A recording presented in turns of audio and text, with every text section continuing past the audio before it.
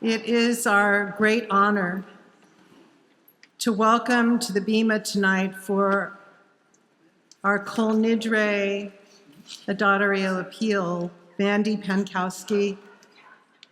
Mandy is a warm, loving, capable, creative person, one of the senior staff of our ECC. But in addition to that, Mandy took the very first trip to Israel after October 7th with Rabbi Schuldenfrei, her first trip to Israel. And she came back completely inspired. When you saw her, there was the glow in the midst of the pain. We're really very grateful that you're here tonight, Mandy.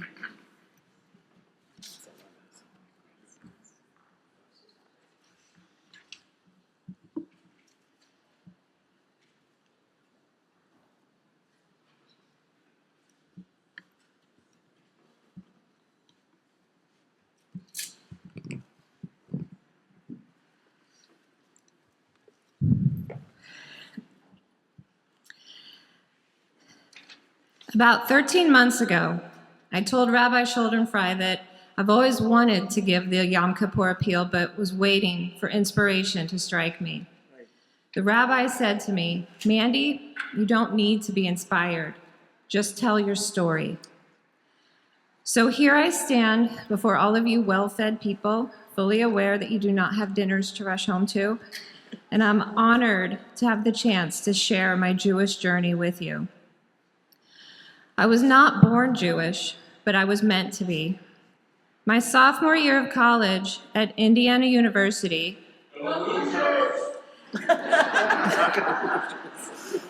I was required to take a course in minority literature. My wise and incredibly intelligent dad suggested I sign up for American Jewish writers. My first real introduction to Jewish culture was life-changing. It was in this class that I was introduced to Philip Roth, Isaac Bashevis Singer, Chaim Potok, and Art Spiegelman. Through their books, I was immersed in the horrors of the Holocaust, the conflicting thoughts of a curious, observant child, the frustrations of an assimilating youth, and the struggles of Jewish identity. The last one was particularly impactful to me, as I had always longed to be part of something. Reading about characters who were rejecting their birthright made no sense to me. After many great conversations with the amazing Professor Alvin Rosenfeld, I was hooked on Judaism. Also, I got an A in the class. Coincidentally, or should I say divinely, that same semester, I met and started dating a freshman from St. Louis named Eric, who happens to be sitting over there with our 3 children over there, Julian, Stella, and Ainsley. Spoiler alert, Eric and I have been divorced for about 9 years now, but it's okay, we're still friends. More on that later. Meeting Eric led to my next life-changing moment, my Jewish conversion. For 10 months, every other Sunday, I drove 45 minutes to meet with the only conservative rabbi in Indianapolis to learn about Judaism. Rabbi Arnold Beinstock was brilliant and so kind and so captivating. The day of my Beit Din was beautiful. I was finally part of something. I felt so proud to be a Jew. The next 10 years were spent learning how to be Jewish, and the last 17 years have been spent learning how to raise Jewish children. This leads us to my next life-changing moment, finding Adat Ariel. Believe it or not, Eric and I joined Adat initially because of the softball team. We had attended high holiday services a few times, but decided to lock in our membership for the chance to spend every Sunday at the ballpark.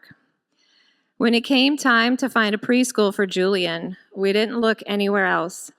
I didn't know how to raise a Jewish child. I needed a school and a community to help me with that.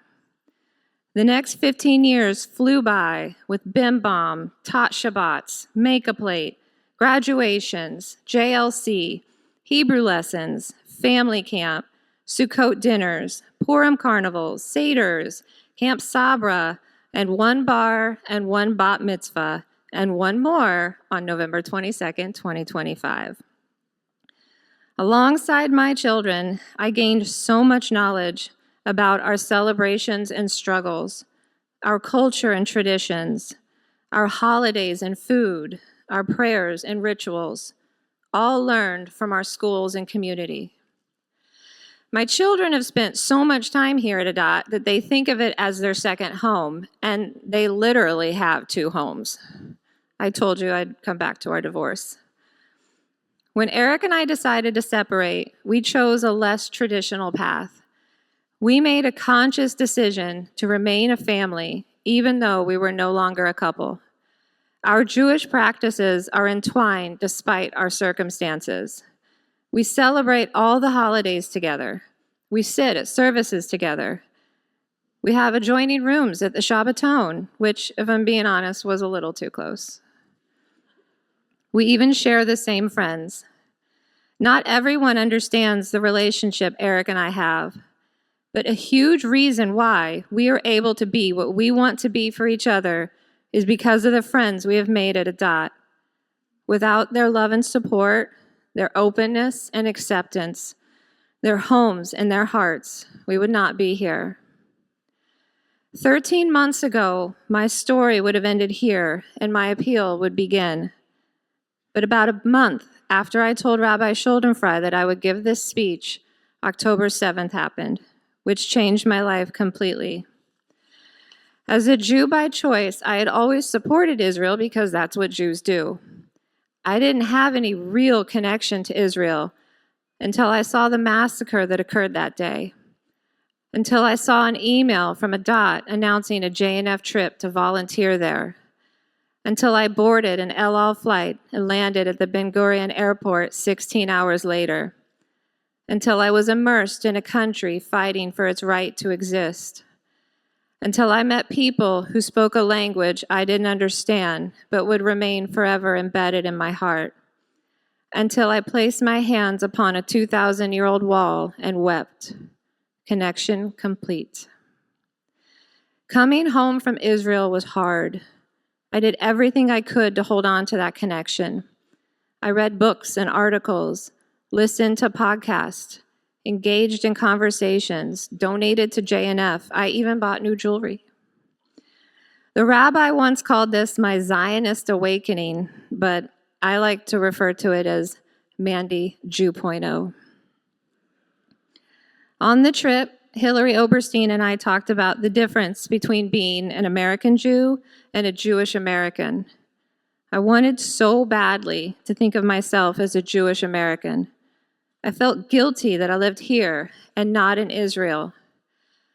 But as time passed and my life returned to normal and the jet lag wore off, I realized that while I will always be connected to Israel, my life is here. And a huge reason for that is Adat Ariel. My job is here. My friends are here. My family is here. My soul belongs here. I realize that thinking of myself as an American Jew is not something to be ashamed of. I'm proud of who I am. I belong to something. I belong to Adat Ariel. Adat is where my Jewish identity was formed. It's where I learned how to raise Jewish children. It's where my greatest friendships were made. It's where my heart was healed. It's where I was given a second chance. It's where I found a new homeland. It's where I feel at peace. It's where my future is intertwined with the future of the Jewish people. When I'm giving a tour of the ECC, I often tell prospective families that we're all here raising Jewish children together. Since October 7th, I can't think of anything more important we should be doing than raising Jewish children together. Let's raise them to sing songs of joy and peace. Let's raise them to be kind and accepting to others. Let's raise them to appreciate the time and effort that goes into reading Torah. Let's raise them to love and support Israel. Let's raise them to know who they are and to always be proud that they are Jewish. Let's raise them to one day fall in love and raise children of their own. And let's raise them all here at Adat Ariel. But let's also raise some funds. When we were at Camp Alanim last week, Rabbi Schuldenfrei told us that Rosh Hashanah is a time for self-reflection. The rest of the year is about work. And there is much work to be done here. As an employee of Adat Ariel, I could easily give you a punch card list of things that need to be fixed or replaced. Anyone walking onto campus can see that our bathrooms need remodeling, the air conditioning needs to be updated, the roof needs repairs, but that's not what I want to ask you to give your money toward. I want to ask you to make a contribution toward keeping our Jewish community together. Even before October 7th, synagogues were struggling. Youth groups were decreasing. Day schools were closing. Budgets were shrinking. Since October 7th, the Jewish people have a need to be together more than ever. We have all been shocked and outraged by the world's response, by the lack of support for Israel and Jews around the world. Some people don't feel comfortable wearing their Magen David necklaces in public, or they hide their kippah under a hat.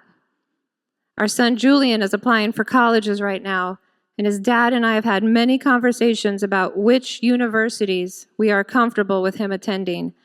Which schools are we willing to support if they're not going to support our son? In the ECC, I'm always touring families who are looking for a community. But since October 7th, that desire for a community is heightened. Jewish families are craving togetherness and connection. And we can offer a safe space for everyone here at Adat Ariel. We are supported, and we support each other.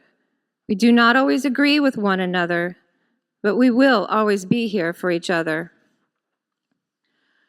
A couple months ago, I was driving with my youngest daughter, Ainsley, and she said, "Mama, I'm going to go away for school, but I'm going to come back and live here because I want my kids to go to Adat. Let's make sure my grandchildren have a school to go to.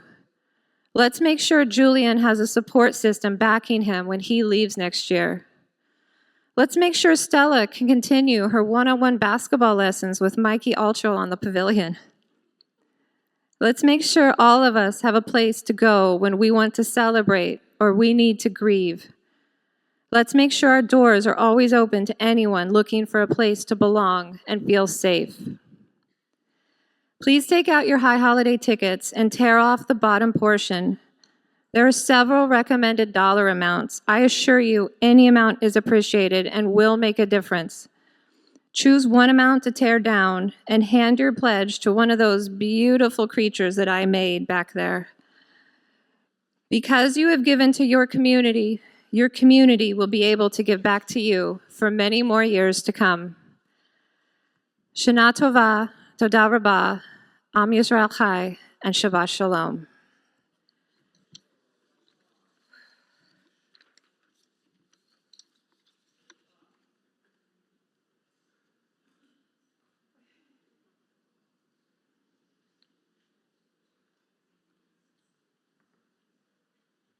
How the heck do I announce the next prayer after that?